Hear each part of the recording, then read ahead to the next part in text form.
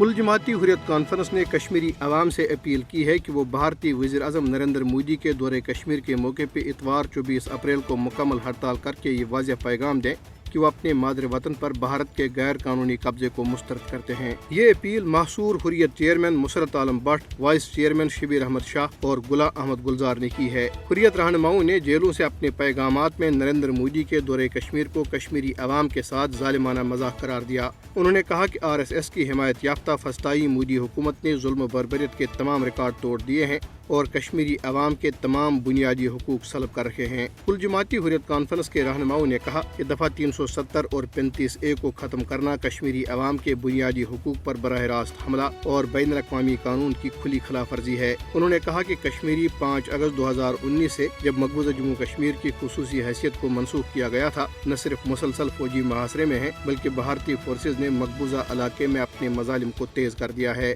حریت قائدین نے کہا کہ RSS کشمیر کو قبرستان میں تبدیل کرنے اور علاقے میں ہندو انتہا پسندوں کو آباد کرنے پر تلی ہوئی ہے۔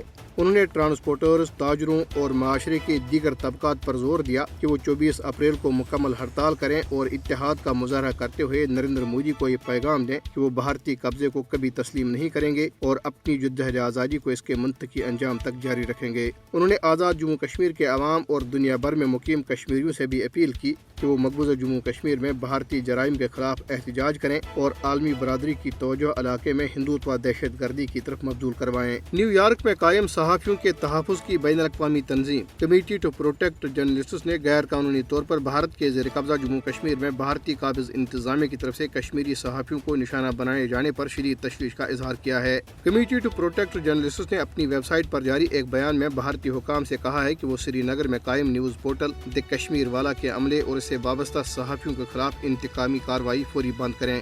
جماعت اسلامی ہند نے دارالحکومت نئی دہلی کے علاقے جہانگیر پوری میں ہندو انتہا پسندوں کی طرف سے مسلمانوں پر تشدد کی شدید مذمت کرتے ہوئے اسے ایک منظم سازش قرار دیا ہے۔ جماعت اسلامی ہند کے ایک وفد نے جہانگیر پوری کا دورہ کر کے وہاں مسلم کمیونٹی سے ملاقات کی۔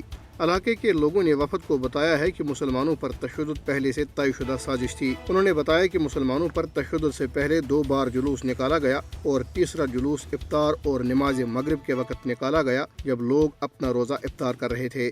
انہوں نے تشدد کی وجہ دہلی پولیس کی سستی کو قرار دیا ہے کیونکہ علاقے میں ہندو انتہا پسندوں نے پولیس کی اجازت کے بغیر جلوس نکالے اور مسلمانوں کے خلاف اشتعال انگیز نعرے بلند کیے جبکہ بعض لوگوں نے ہتھیار بھی اٹھا رکھے تھے۔ بھارت میں بائیں بازوں کی جماعتوں کی ایک فیکٹ فائنڈنگ ٹیم نے دارالحکومت نئی دہلی کے علاقے جہانگیر پوری کا دورہ کرنے کے بعد واقعے میں دہلی پولیس کے کردار پر سنگین سوالات اٹھائے ہیں۔ ٹیم نے اس پورے واقعے کے پیچھے ایک سوچی سمجھی سازش کی جانب نشاندہی کی ہے۔